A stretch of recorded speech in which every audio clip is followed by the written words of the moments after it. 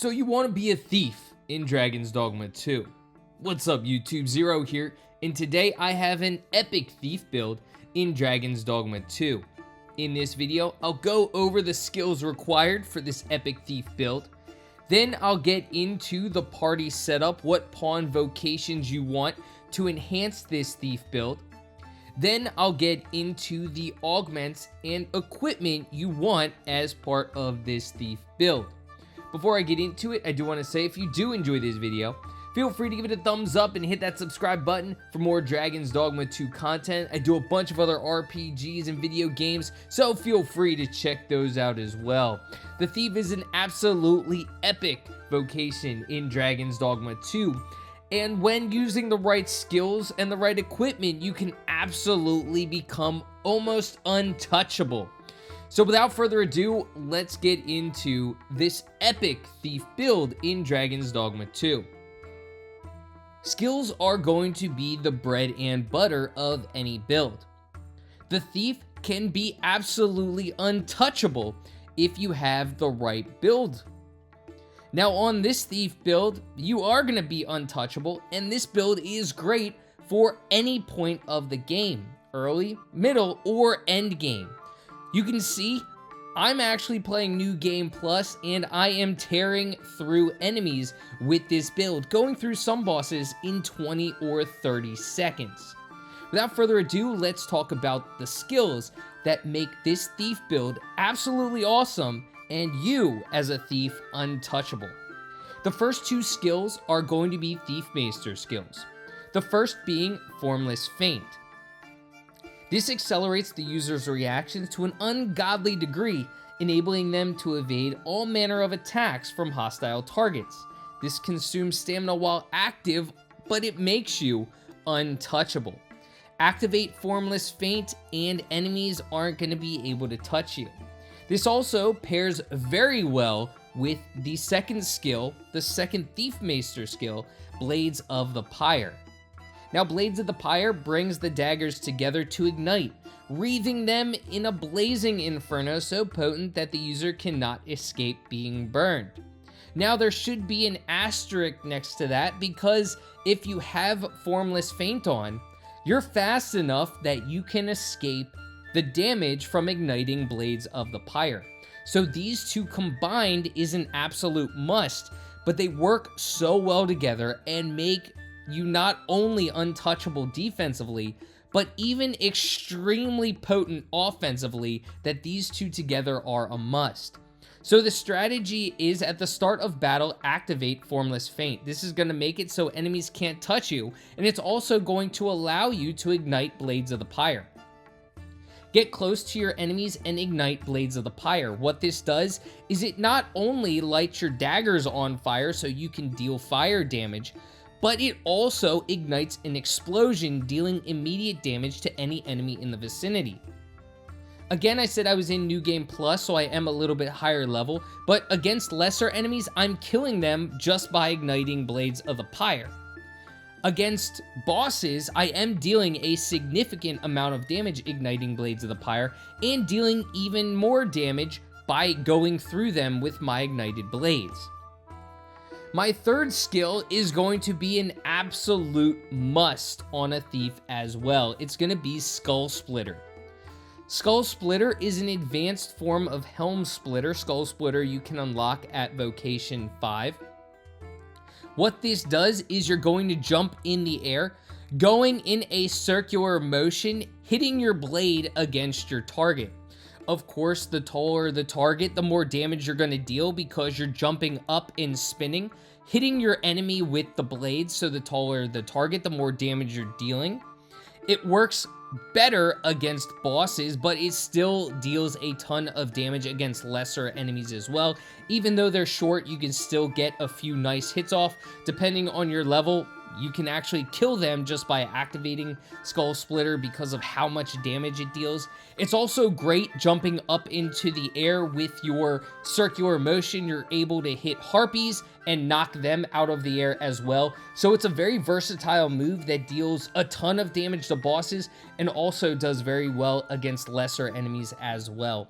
But Skull Splitter is an absolute must for any thief build. So those three are absolute musts for any thief build. They are great skills to combine with each other. Formless Feint is going to make you untouchable. Blades of the Pyre is going to ignite this explosion and give you fire damage on your daggers.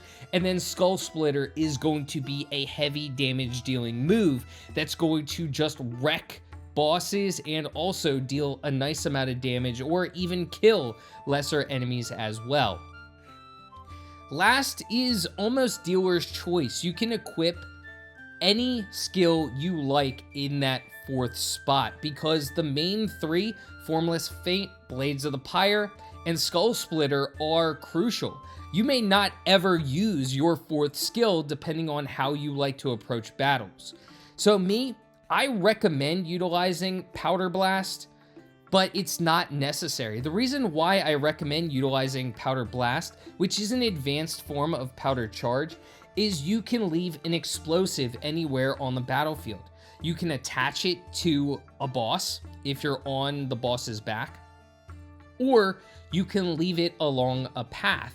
The reason why I like doing this is because you have a lot of moves, Skull Splitter, Blades of the Pyre, and Formless Feint, that do take away a lot of stamina. So sometimes when I see that my stamina is running low, I will back away from battle. I will leave down a Powder Charge just on my path in case any enemies want to follow me.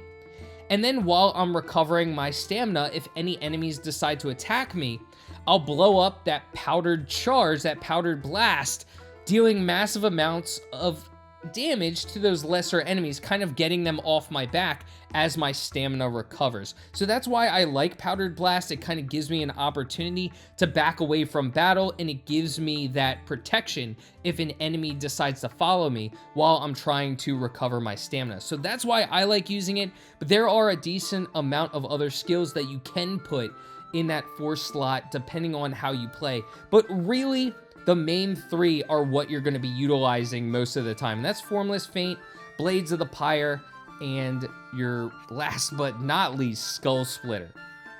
So now that I've talked about the skills, let's get into the pawns and the vocations that really enhance this thief build.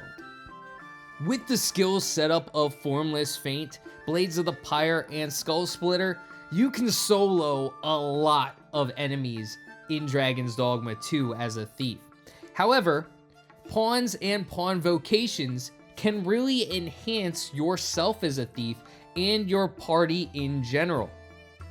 The first vocation of a pawn that I recommend is a mage. Mages are great support pawns regardless of your vocation. Mages can heal when you do take damage. Granted, there are times where with this build, I'll think I have Formless Feint on, and I don't. So I cast Blades of the Pyre and burn myself, taking away half of my health. So it's nice to have a mage to heal me when I do something like that. There are also times when Formless Feint may wear off during the middle of battle, and I get hit and I lose a little bit of health. So having the healing is nice for that. Mages can also heal the other pawns in your party. They're also great to get rid of debilitations. But the main move, the main skill that you want on your mage, this is going to be the Grand Maester mage skill. It's going to be Celestial Paean.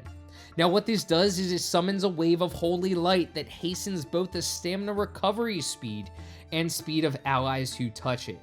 Now it does deplete all of the mage's stamina. However, there are times when I've been in the midst of a battle, my stamina has been very close to being depleted, and all of a sudden my stamina bar will be full. I can only assume that my mage had casted Celestial Paean. So a mage with Celestial Paean combined with a thief and Formless Feint, you're gonna be destroying enemies. You won't ever have to back away from a battle. Most of the times I'm able to get through bosses without having to utilize any stamina recovery. But this is a way where if you're facing a harder enemy, such as a dragon, which has a lot of health bars, you're not going to really have to worry about losing any stamina. The next pawn vocation that I recommend having is a sorcerer. Sorcerers are great damage dealers from afar. You're going to be up close and personal.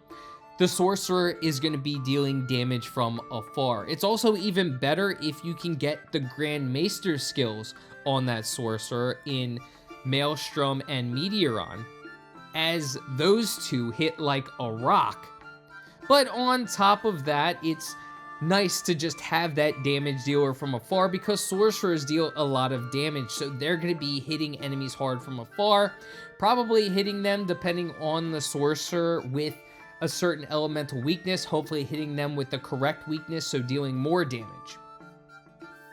The last vocation of a pawn that I recommend as part of this party is going to be one of those beefier types, either a warrior or a fighter. One that can just eat up the damage, one that can have enemies focus on that specific pawn, so one that can take a lot of damage. So a fighter or warrior is great for that, being able to be beefy and take all of that extra damage. You don't really need as much of a damage dealer, because you as a thief, you're going to be dealing a lot of damage as well as evading a lot of attacks. Your sorcerer is also going to be dealing a lot of damage, so you just need another pawn that just takes focus away from your sorcerer and your mage. You as a thief, as long as Formless Feint is on, you can have some of the focus. You'll be dodging all of the moves of the enemies. You don't want too much, because you'd rather be hitting than dodging, but you're still gonna need that one pawn that takes away all of that focus. So having a fighter or warrior is great. So as part of your pawn party, I would recommend one mage, one sorcerer, and then either a fighter or a warrior, with you being the thief. So now it's time to talk about the core skills and the augments that really take the thief to another level. Now, core skills, I would unlock all of them. They really can't hurt to have them unlocked. All of them can be utilized in certain scenarios, so all of them are great to have unlocked. Augments are really going to be where you can take the thief to the next level. The first two that I really recommend having are going to be from leveling up the thief. The first is going to be Vigor. This reduces the stamina consumed when clinging to or pinning down foes. You're going to be clinging to a lot of bigger enemies, so I do recommend having Vigor. You're already going to be utilizing a lot of stamina from Formless Feint, so when you're clinging to an enemy, you're going to be consuming even more stamina, so I would recommend having Vigor to reduce that stamina consumption. Next is going to be Verve. Now what this does is it augments your strength, so it's going to make you able to deal more damage. Now, one that I can take or leave, I do like having because I am a thief, but is Subtlety. Now this decreases the likelihood of being targeted by foes. Definitely nice to have, not necessary. Vigor and Verve are more important, but this one is nice to have as well. Also, you unlock it early as a thief, so it's one that I utilize in and out inside of this build. Next, one that you absolutely need is Exaltation from the Mage's Augments. So what this does, you're going to unlock this at Vocation 9 of the Mage. But what Exaltation does is it augments your stamina recovery speed. Again, Formless Feint is going to be depleting your stamina a lot. Augmenting your stamina recovery speed is going to be a must, so Exaltation from the Mage is going to be critical. Next, another focus on our stamina is going to be Endurance from the Archer. This is unlocked at Vocation 4 from the Archer. What Endurance does is it increases your maximum stamina. So again, focusing on that stamina, very important. I do recommend Exaltation from the Mage and Endurance from the Archer are going to be absolutely huge for this thief build. So you get 6 augments. 4 that are absolutely a must are Vigor, Verve, Exaltation, and Endurance. So 2 from the Thief, Vigor, Verve, 1 from the Mage, Exaltation, and 1 from the Archer, Endurance. The last 2 can really be up to you depending on what you're looking for. Maybe you want something that gets you more coins, or something that allows you to find wake stones more easily, or wake shards more easily. There are augments for that, but it's not going to enhance you when you're in battle. Subtlety, something that I recommend, does enhance you in battle, and it's easy to unlock. A couple of other enhancements in battle that I do recommend that could really help you out could be Voracity from the Magic Archer. What this does is you recover a small amount of stamina when you deliver the killing blow to a target. So again, this is focused on stamina. That's really nice to get more stamina back when you are killing an enemy. So that's going to be Voracity, which is unlocked at rank 4 from the Magic Archer. You could also go over to the Mystic Spear Hand and get Athleticism at rank 9. While this may not necessarily help you in battle, it's really nice, especially because it reduces stamina consumed while dashing. So a lot of times you're going to be dashing a lot around this map. Maybe you want to save your fairy stones for when you have to fast travel a very far distance. So athleticism is going to reduce the stamina consumed while dashing. So this is nice because you're going to be dashing a lot. You may end up in a battle that you're not expecting, and the less stamina consumed means the more stamina you'll have to begin that battle. So athleticism is also nice, and that's going to be from the Mystic Spear Hand at rank 9. So there are a lot of ways you can go with augments, but the 4 I absolutely recommend, again, are Vigor and Verve off of the Thief, Exaltation off of the Mage, and Endurance off of the Archer. The last 2 you can really play with, find what you like for your build. So now let's get into, last but not least, is equipment. As this Thief, you shouldn't be getting hit. So really what matters the most is going to be the weapon and the rings. However, I will let you know the endgame armor that I am using, but more importantly, of course, is going to be the weapon and the rings, because you're going to be dealing damage. You shouldn't be getting hit too often. So for my weapon, I have Heaven's Key.